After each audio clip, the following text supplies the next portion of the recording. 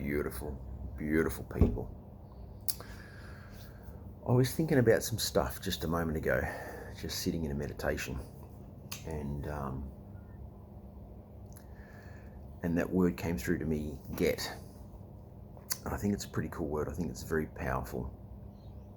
And I also feel and think and see and believe and know that if we reframe some stuff in how we see things and how we think about things and how we perceive things, I know for myself, and I know this to be true in other people as well, that it gives us the upper hand, not over someone else, it gives us the upper hand in how I choose to see this, being the best version of self that you can be in that moment. And what's the moment for me? The moment for me is I had it explained to by a spiritual mentor, Abraham Esther Hicks. If you don't listen and follow to their stuff, it's beautiful. It's beautiful stuff. And it was about conscious moment. So a moment to me is just that moment of consciousness that you have between being involved in something, and then we'll go through to, as I guess that we're working on our different stuff, and between conscious and then default programming and then waking up and being conscious again. And I look at it a little like that because it's pretty cool. And I think as people start on the journey, or wherever we are on the journey, I don't think a lot of people, until they start practicing, that we're going to be conscious 24/7. I'm not talking about being awake, I'm talking about being conscious. So as I'm sitting here at the moment, I'm talking to you, I'm aware of my hands are here, I can sense the pergola thing above my head, I can hear the dogs off in the distance, I can hear a plane off in the distance, I know I'm talking, I've got a message that I want to share. So I'm conscious to all that, and while I'm doing this, I'm conscious to this moment.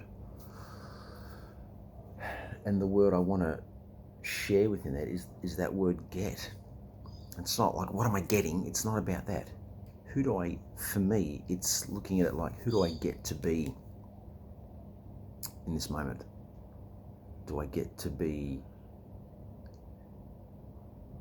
a victim and blame everyone else for my circumstances that I chose, that I've created? Do I get to be an asshole that abuses people, rips them off mentally, financially, whatever? Or do I get to be the version of me in this moment that I want to be? So I remember years ago when I started, it wasn't when I started meditating, it was when I was being more conscious on my journey, and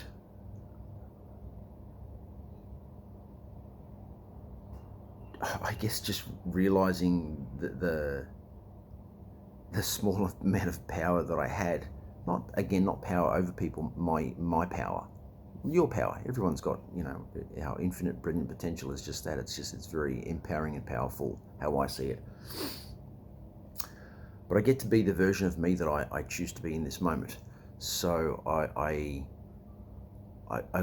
had this vision of myself years ago going, I'd love to be that leader who's wise, who's compassionate, who's funny, who's strong, who people turn to and come to for advice to improve themselves and their life, and then how they ripple that out. And it was just a real clear vision. I think in my head going, I think I really love to be that person. That would be really cool. And then choosing in that moment to kind of go, I'm already that version of me already exists. I get to be that version now. I don't have to wait for anything. I don't need anyone's permission. I don't need my own permission.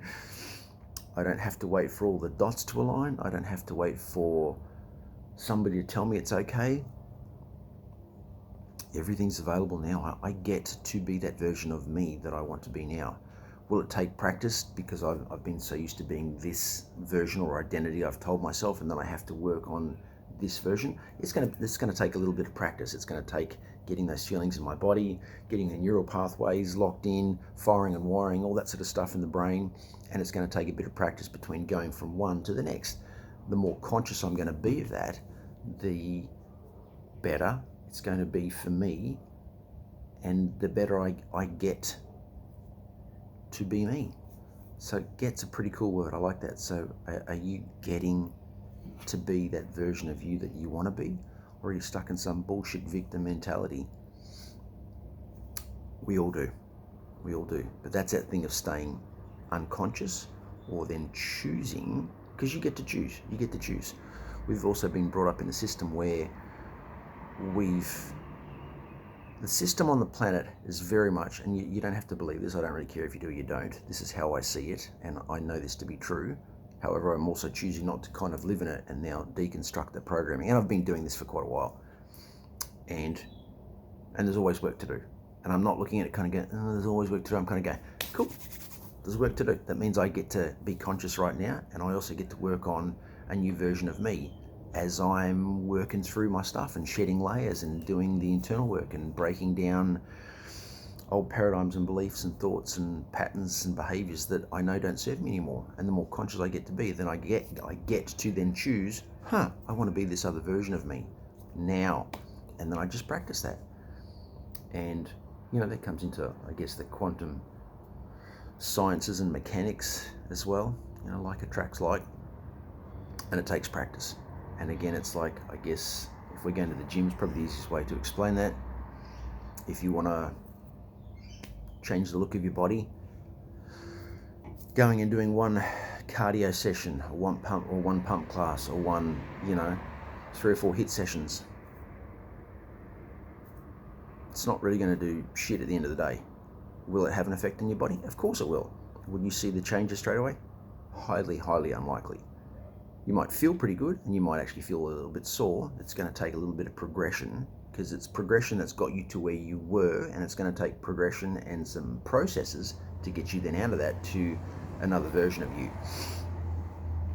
And I think it's healthy when we put things into perspective sometimes as well. Actually, a lot of times. So pretty cool word. Are you getting to be that version of you that you want to be? Are you getting to show up as the dad, the partner, the husband, the wife, the mother, the daughter, the sister, the friend, the leader, the teammate, the conscious being that you want to be? Are you getting to do that? Or are you blaming whatever, past stuff? And that's all blaming is, really, is that we're just blaming past stuff that we've just we've been caught up in that. We've made a story about it in our heads. It doesn't exist anymore. It's just through you wasting energy on replaying it. It only exists in your head. And we all do it until we learn to stop, tweak, improve, and do better. So are you getting to be that version of you that you want to be? Right here, right now, in this moment. Not tomorrow, not in 3 weeks' time. Now, you can use that idea of what you want to be now and practice that. Joe Dispenza goes deep into talking about that too, and so do a lot of people. Tony Robbins talks about it, John Assaraf talks about it, Joe Vitale, and a whole bunch of other teachers that I love, but I can't think of their names in this moment. So, pull apart some of the stuff that you know is not serving you, and step into being that version of you that you want to be, and get to be that version now. And just practice. You just have to be great at being you. That's it.